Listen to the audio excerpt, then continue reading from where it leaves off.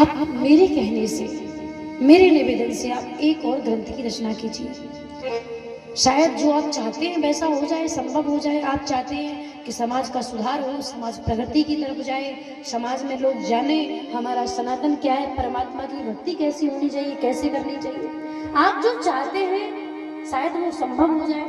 वेद व्यास जी ने कहा कि जब मैंने 17 पुराण, 4 वेद, 6 शास्त्र, उपनिषद इतने सब लिखे तब कुछ नहीं हुआ, तो एक और पुराण की रचना करने से क्या हो जाएगा।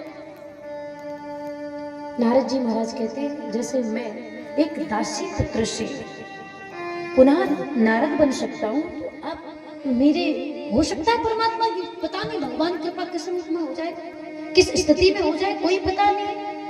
आप मेरे निवेदन से एक और ग्रंथ की रचना कीजिए। और नारद जी के उपदेश से महाराज वेद व्यास जी ने श्रीमद् भागवत महापुराण का जो है सृजन किया, श्रीमद् भागवत महापुराण की रचना की। मैंने सुबह में कहा था प्रथम सत्र में कि भागवत में 18,000 श्लोक हैं, 335 अध्याय हैं और 12 स्कंद हैं।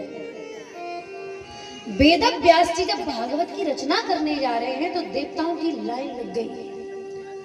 माता सरस्वती जी खड़ी हैं, गणेश जी खड़े हैं, गुरु जी सब खड़े हैं, सभी देवता खड़े हैं। क्यों खड़े हैं? बोले अगर वेद व्यास हमारा नाम लेंगे तो हम जाएंगे उनकी सहायता करने। माता सरस्वती खड़ी हैं, माता सरस्वती सोच रही है अगर मेरा नाम लेंगे तो मैं सहायता करने जाऊंगी। क्यों? माता सरस्वती वाणी की दाता है। माता सरस्वती ज्ञान खूब हो, वाणी नहीं हो तो वो ज्ञान क्या है? अधूरा है महाराज। वो ज्ञान का हम प्रकाश समाज में नहीं डाल सकते। और महाराज वाणी बढ़िया हो, ज्ञान नहीं हो बोलने का तो भी संभव नहीं है। कई लोगों को वाणी तो बहुत अच्छी होती पर जैसे ही माइक पकड़ते हैं महाराज पूछो ना, ऐसा बोले कि आदमी सीधो कोमा में चलो जाए।